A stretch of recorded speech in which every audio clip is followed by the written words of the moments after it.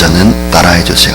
지도자가 해야 할 일, 지도자가 해야 할 일, 그런 제목으로 하나님의 말씀을 전할 텐데, 오늘 이 말씀이 참 중요해서 이 악한 마귀의 세력들이 막 이렇게 아침부터 이렇게 저를 막 달리게 하고 당황하게 한 것 같습니다.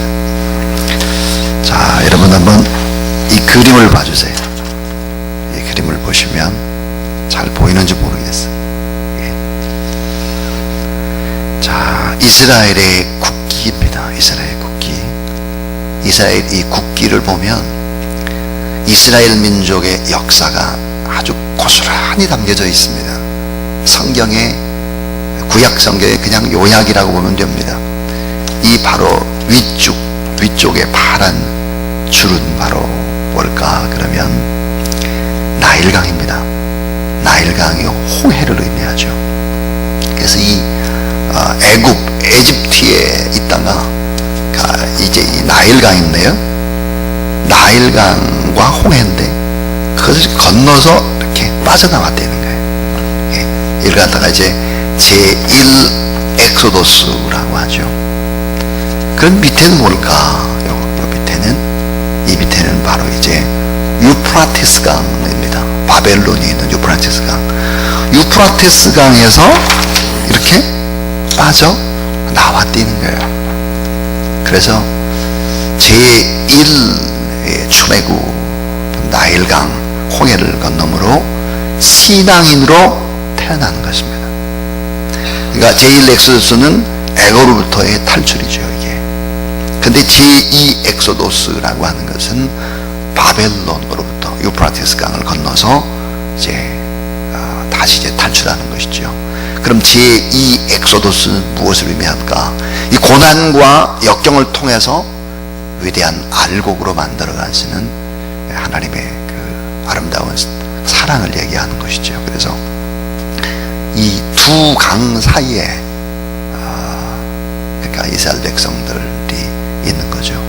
그러니까 이게 구약의 요약이다, 이렇게 말할 수 있습니다.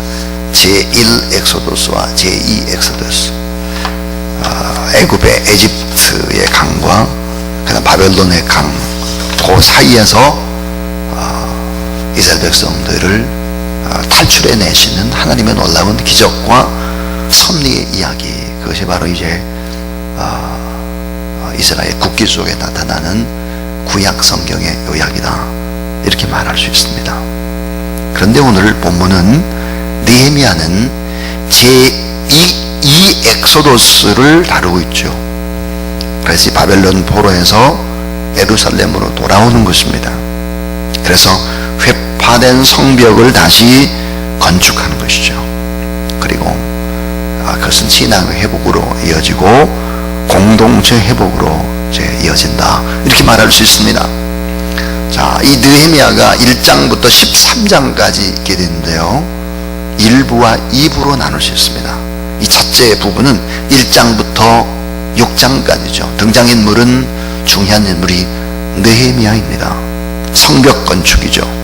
그래서 느헤미야의 지도력에 초점을 맞춘 것이 바로 1장에서부터 6장까지라면, 느헤미야의 두 번째는 7장에서부터 13장까지입니다. 주인공이 바뀌죠. 느헤미야가 아니라 이제 에스라인 것입니다. 자, 이 다른 두 인물, 느헤미야, 에스라. 느헤미야가 정치 지도자라고 한다면 에스라는 종교 지도자입니다. 느헤미야가 예루살렘의 성벽을 건축한 막중한 임무를 수행했다고 하면, 에스라는 이스라엘 백성들의 심령 속에 아름다운 성전을 건축하는 심령 재건의 역사를 이루게 되는 것이죠. 느헤미야가 도시의 재건이라면 에스라는 심령의 재건이다. 느헤미야가 성의 건축이라면 에스라는 성경학자요, 바로 이 설교가인데, 이를 통해서 많은 사람들이 진정으로 신앙이 무엇인지를 알게 되고, 그리고 귀한 지도자로 세움을 받는다 하는 이야기입니다. 그래서 오늘 이 본문은 느헤미야가 아니라 에스라를 중심으로 사람들이 모여들게 되고, 그리고 사람들을 훈련하는 이야기가, 개혁한 얘기가 오늘 본문의 이야기입니다. 그래서 이 공동체의 존재 방식에 아주 깊은 영향을 주는 지도자의 모습과 역할에 대해서, 영적 지도자 어떤 삶들을 살아야 될까, 그래서 지도자가 해야 할 일이라는 제목으로 하나님의 말씀을 전하겠습니다. 오늘 말씀 이 세 가지 이야기인데요. 자, 아까 개혁이다 그랬습니다. 심령의 개혁. 이 개혁을 위해서는 지도자가 무엇을 어떻게 해야 될 것인가. 첫 번째입니다. 첫 번째는 개혁의 원인, 출발을 말씀에 두는 지도자입니다. 따라해 주세요. 개혁의 원인, 출발을 말씀에 두는 지도자. 예. 자, 느헤미야가 예루살렘 성벽 건축을 위해서 참 많은 애를 썼는데, 성경을 아주 자세히 보게 되면 느헤미야가 귀국하기 전에 14년 전에 느헤미야가 아니라 에스라가 먼저 귀국을 합니다. 먼저 에스라가 먼저 14년 전에 일단의 무리들과 믿음의 소수와 함께 예루살렘에 돌아왔다 하는 것이죠. 그러니까 폐허가 된 예루살렘에 돌아와서 먼저 울며 기도하며 중대 결심을 한 사람은, 먼저 한 사람은 에스라입니다. 자, 진리의 말씀을 잿더미가 되어버린 이 예루살렘 사람들에게 말씀을 가르쳐야 되겠다라고 마음을 먹은 사람이 바로 에스라인 것입니다. 그래서 13절, 오늘 13절에 보면 족장과 제사장과 레위 사람들, 다시 말하면 지도자들이죠. 자, 이 지도자들이 이제 모여들었는데, 그들에게 하나님의 말씀을 가르치고 있다 하는 것입니다. 정말 소중한 것은 하나님의 말씀을 가까이 할 뿐만 아니라 말씀을 전하고 가르치는 일에 전심전력을 다하는 지도자의 모습을 보게 됩니다. 말씀의 그 능력과 말씀의 비전을 공동체에 심어주는 지도자의 모습이죠. 그러니까 이 개혁의 원인도 출발도 하나님 말씀에 두었다. 느헤미야보다는 14년 전에 먼저 에스라가 황폐된 성벽을 보며, 예루살렘을 보며, 사람들의 심령을 보며, 배반해 가고 세속화되어져 가는 사람들을 보며 안타까워했던 말씀의 사람이 바로 에스라다 하는 것입니다. 그래서 오늘 여러분 13절 말씀을 같이 한번 읽어볼까요? 13절. 자, 시작. 그 이튿날 뭇 백성의 족장들과 제사장들과 레위 사람들이 율법의 말씀을 밝히 알고자 하여 학사 에스라에게 모여서 그랬습니다. 자, 족장과 제사장들과 레위 사람들과 다 이런 사람들은 지도자입니다. 지도자들이 말씀을 배우기를 시작했다 하는 것입니다. 자, 아직도 우리나라가 희망이 있는 것은 지도자들이 하나님의 말씀을 가까이 하는 사람들이다 하는 거예요. 그래도 우리나라처럼 하나님의 말씀을 마음대로 전하고 마음대로 말씀을 가까이 할 수 있는 민족도, 그런 나라도 드물기 때문이죠. 그것이 개혁의 원인, 그 출발을 말씀에 두는 지도자자 하는 것입니다.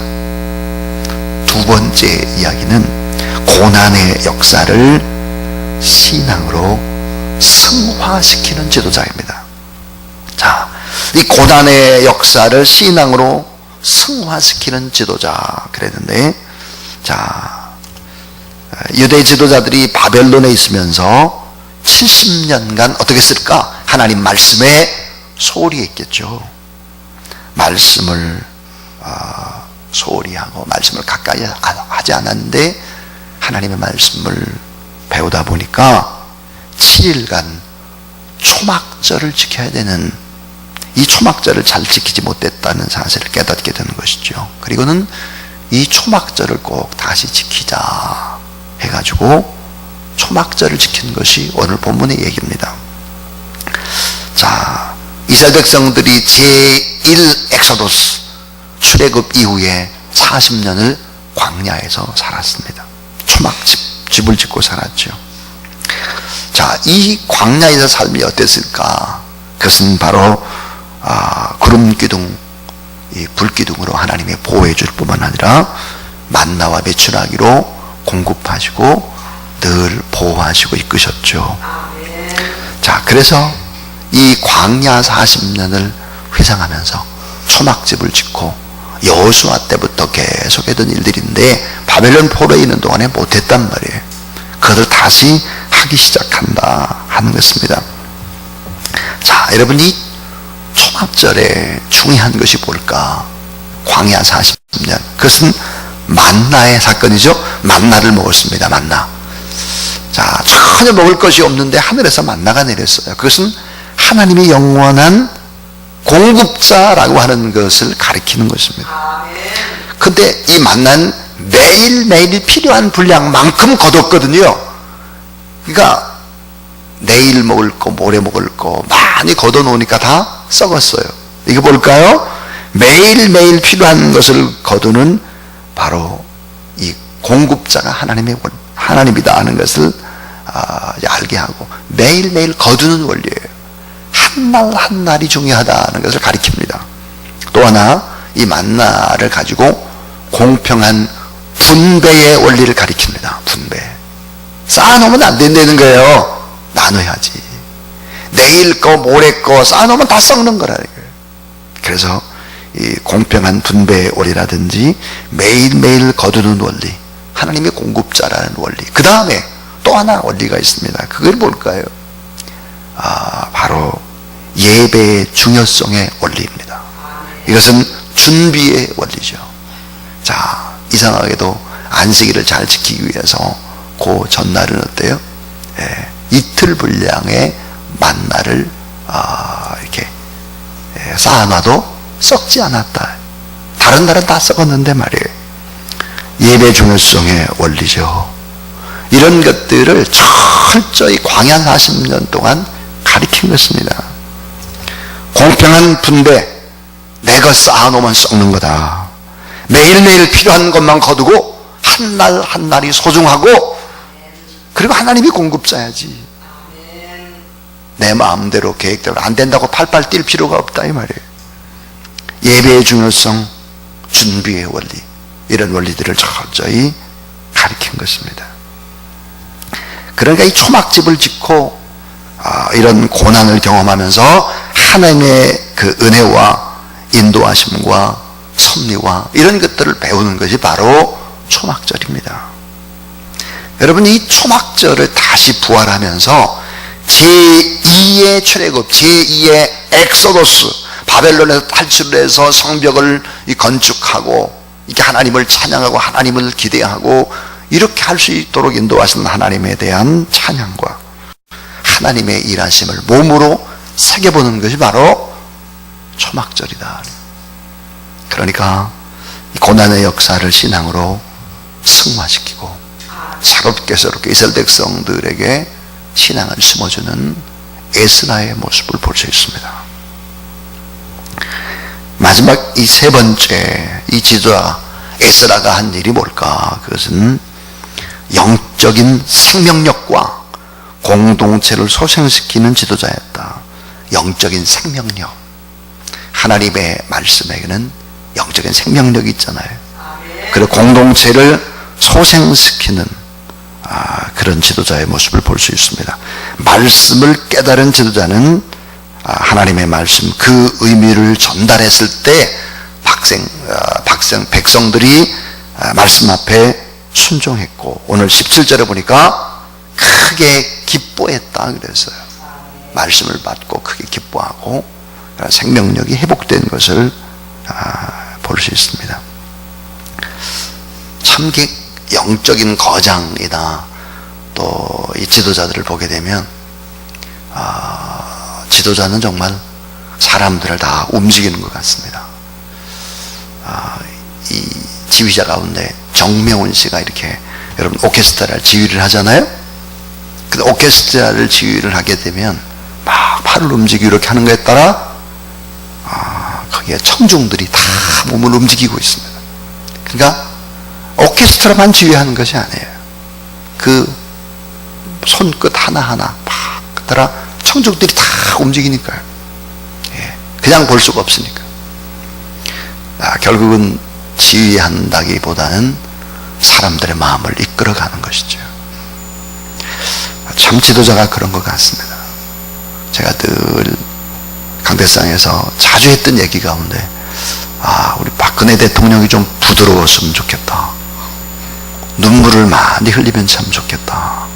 그런 얘기를 했는데 참 어머니도 돌아가시고 아버지도 돌아가시고 혼자 사시고 이러면서 강할 수밖에 없는 그런 모습이 국민들에겐 참 따뜻함, 온유함 이런 부분들이 참 부족하구나 하는 생각들을 참 많이 하게 되었습니다. 자, 지도자는 지도자 한 사람이 아니죠. 그 손끝에 많은 사람들이 다 움직이듯이 그의 말 한마디에 행동 한 자락에, 그러니까 지도자가 참 외롭고 어려운 일이겠죠. 자, 느헤미야 1장을 우리가 볼 때, 자, 이스라엘 공동체는 무기력합니다. 안팎의 많은 문제의 위기 연속이었습니다. 근데 느헤미야가 등장하고 에스라가 나타나면서 백성의 지도자들이 하나님의 말씀을 받고 성령의 역사가 일어날 때 이스라엘 백성들이 그 안팎의 문제들을 잠재우면서 다시 소생하게 된다. 영적인 생명력이 회복되듯이 여러분에도 그렇게 영적인 생명력이 회복될 수 있게 되기를 주의 이름으로 축원합니다. 자, 여러분, 느헤미야서에서 느헤미야와 에스라가 가르치는 중요한 신학이 있습니다. 그게 뭘까? 그건 세 가지인데요. 그 첫째가 바로 성전의 중요성입니다. 성전. 나중에 이제 성전도 건축하게 되는데요. 자, 성전의 중요성. 또 하나는 말씀의 중요성. 또 하나는 예배의 중요성이 바로 에스라와 느헤미야의 신학인 것입니다. 성전이 너무 중요하다. 성전. 결국 나중에 이제 학개서에 가게 되면 성전 건축에 관한 이야기가 나오게 되죠. 성전의 중요성과 말씀의 중요성과 예배, 초막절을 지킨다든지 말씀을 통독한다든지 성벽을 짓고 성전을 건축한다든지 이런 것들이 아주 중요한 부분이다 하는 것이고요. 또 고난과 역경을 통해서 결국은 알곡의 백성들을 만들어간다. 제2 엑소도스를 통해서 이 알곡들을 정말 지도자운 지도자를 만들어간다 하는 것입니다. 자, 오늘 저는 지도자가 해야 할 일에 관한 이야기 전했습니다. 제1 엑소도스가 신앙인으로 태어나는 신앙의 시작이라고 한다면 제2 엑소도스는 신앙의 성숙을 의미한다. 신앙의 성숙을 하기 위해서는 고난이라고 하는 과정이 필수다 하는 것입니다. 그래서 오늘 이 본문 에스라를 통해서 했던 일이 뭘까? 지도자들이 하나님의 말씀을 가까이 하고 그 말씀의 의미를 백성들에게 또 전하고 그리고 고난의 역사를 신앙으로 승화시키는 아름다운 예배가 부활이 되고 그럴 때 기뻐하고 즐거워하고 순종하는 공동체의 모습을 살폈습니다. 오늘 우리에게도 여러분 새벽기도에 나오는 분들은 다 지도자가 틀림없습니다. 지도자. 여러분 에스라와 같은 말씀을 가까이 하고 아무것도 보이지 않는 회파단 예루살렘 성벽과 그 예루살렘 성벽 회파된 것 이상으로 사람들의 마음을 바라보고 안타깝게 울며 기도했던 그런 에스라와 느헤미야를 기억하십시오. 여러분이 느헤미야처럼 에스라처럼 그렇게 하나님 앞에 기도하는 신실한 그런 귀한 종들이 다 되실 수 있기를 주님의 이름으로 축원합니다.